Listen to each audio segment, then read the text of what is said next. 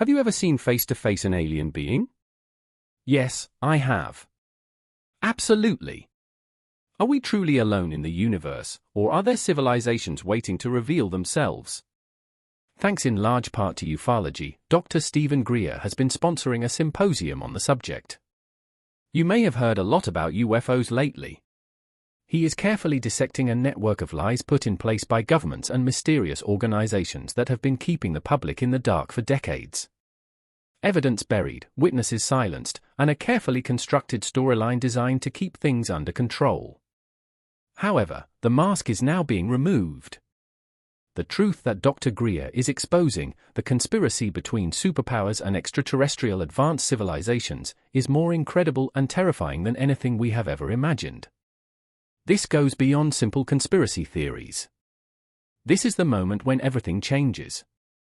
Join us as we explore how Dr. Stephen Greer finally exposed everything about UFOs and why it should concern all of us. The topic of UFOs, also known as UAPs, has recently moved from the realm of conspiracy theories to the halls of Congress. Dr. Stephen Greer, one of the world's leading authorities on the subject of UFOs or UAPs, held a 3-hour press conference calling for Congress to investigate what he described as black-budget military operations dealing with UFOs that most of the American government is unaware of. Senate Majority Leader Chuck Schumer promptly thereafter launched a bill to compel the Pentagon to provide whatever data it has collected regarding UFOs. During that week, 3 informants testified before Congress, lending credence to allegations that the federal government had covered up information regarding UFO and UAP sightings. Greer claims that for decades, a secret group of government officials and military personnel have been conducting illicit operations to collect and reverse engineer strange aircraft, all while Congress and the White House were in the dark.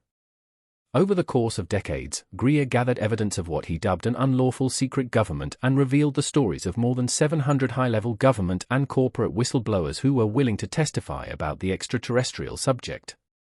The red pinpoints on the United States and international maps he gave were supposed to be bases for these illicit operations. Greer demanded that the government hold hearings and issue subpoenas to investigate the UFO issue at a news conference that took place in June at the National Press Club in Washington, D.C.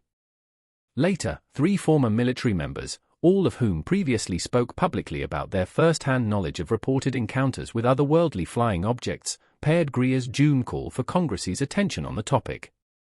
At a hearing held on July 26, the 3 whistleblowers informed the House Oversight Committee's National Security Subcommittee of their knowledge regarding the federal government's handling of pilot claims of UFO sightings.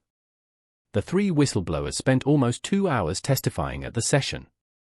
Following his interview with NewsNation, Gush's testimony was the most highly anticipated of the 3. Gush told NewsNation that as an official with the Defense Department's National Reconnaissance Office looking into UAPs, he became aware of a secret crash retrieval program to which he was denied access. These are retrieving non-human origin technical vehicles, call it spacecraft if you will, non-human exotic origin vehicles that have either landed or crashed, Gush said. Although Gush claims to have been shown sensitive materials, he has not made them public. Despite his background as a decorated warrior and former intelligence officer, he failed to present any concrete evidence to support his assertions. However, according to him, the Pentagon has up to a dozen alien spacecraft complete with the bodies of pilots. One well-known astronomer characterized Gush's first reaction upon hearing the interview as frustration. David Kipping, an astrophysicist at Columbia University who focuses on the hunt for life on worlds near other stars, stated, "It's so exciting, but it's another example of personal testimony and nothing beyond that." The curiosity of Congress is well-founded, according to Kipping. Years of secret Pentagon footage and witness descriptions of what seemed to be planes acting in strange and maybe extraterrestrial ways formed the basis of Gush's accusations. For decades, these have piqued the interest of top lawmakers and military officials. In 2017, the New York Times published proof of a clandestine Pentagon program that began in response to requests from former Senate Majority Leader Harry Reid, Democrat Nevada, and in 2020, the Pentagon itself published 3 blurry videos of UAPs. These are part of a larger investigation within the military, which included an unclassified 2021 report from the Office of the Director of National Intelligence.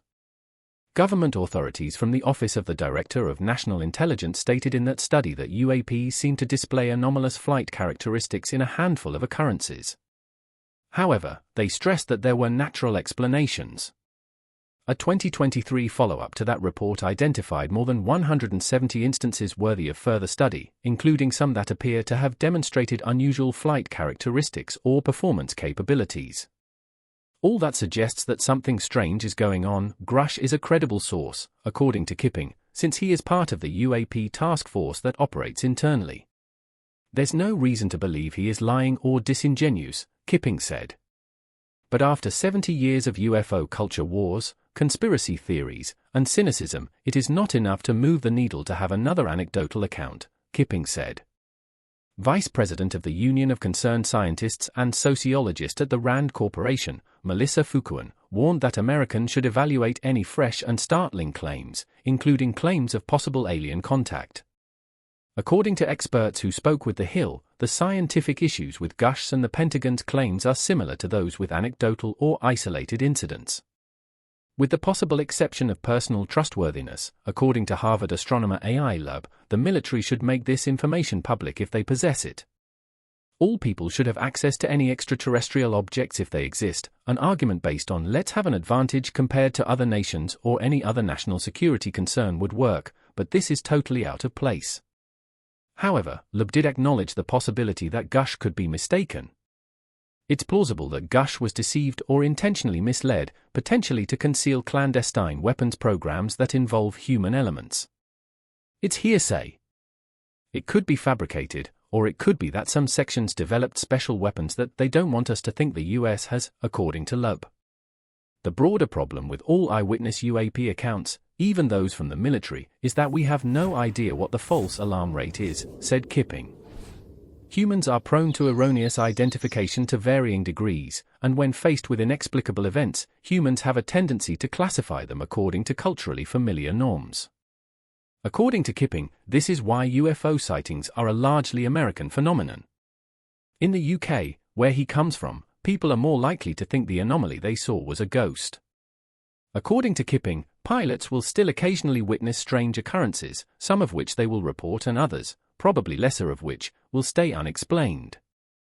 Even in a world devoid of extraterrestrial visitors, we can't assess the significance of the Pentagon's leaked tapes unless we know the frequency of pilots' reports of anomalous phenomena and the percentage of cases when these reports prove to be truly unexplained.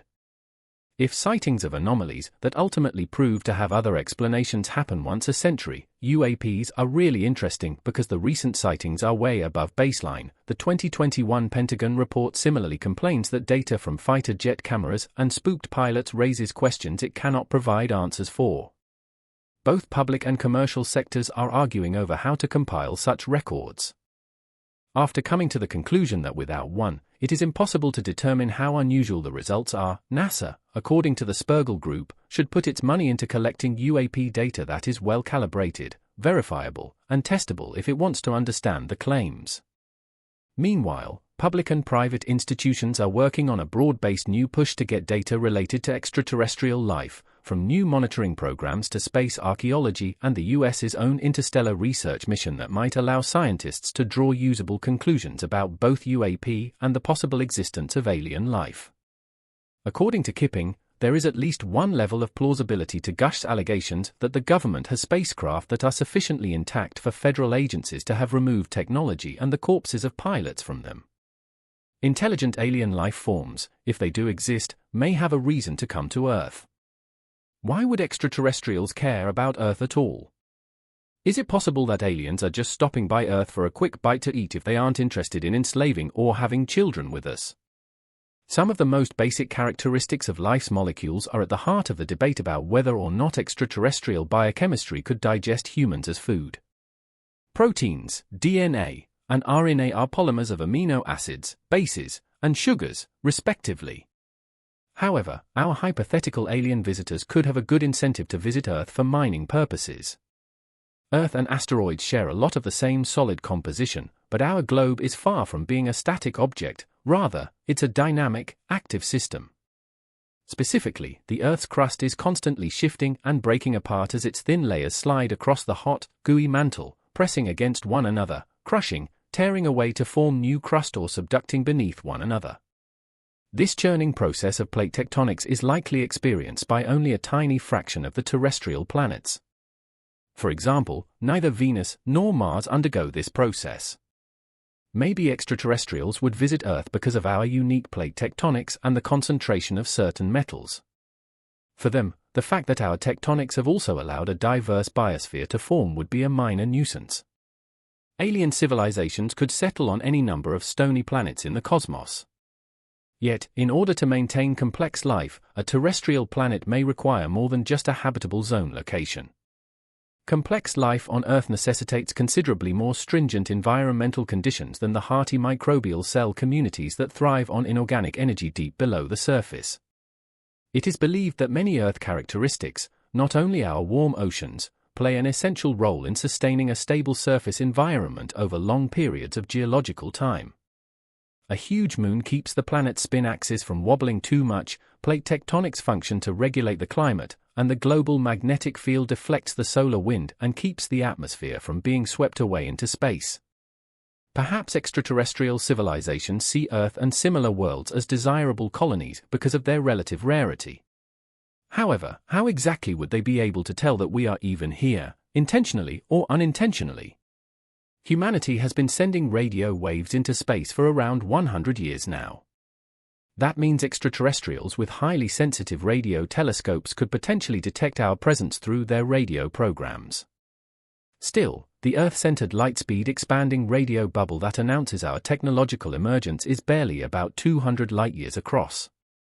Even if other sentient life forms exist in the galaxy, they would most likely remain unaware of our recent arrival because that area makes up a negligible fraction of the galaxy, a disk 100,000 light-years in diameter, to be exact.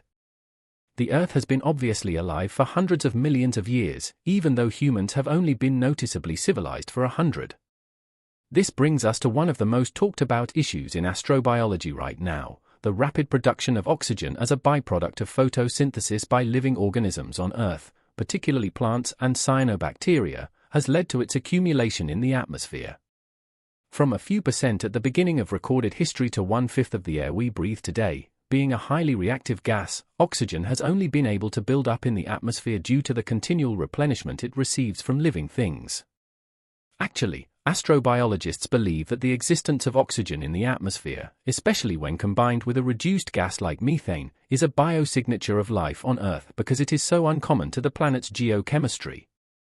All we're doing is constructing space telescopes that will scan the night sky for evidence of life by analyzing the chemical makeup of the atmospheres of exoplanets that are located beyond Earth's orbit.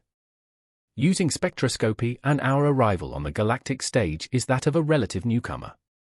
Life on another planet may have developed intelligence millions of years ago and utilized its telescopes to search for planets with an oxygen-rich atmosphere.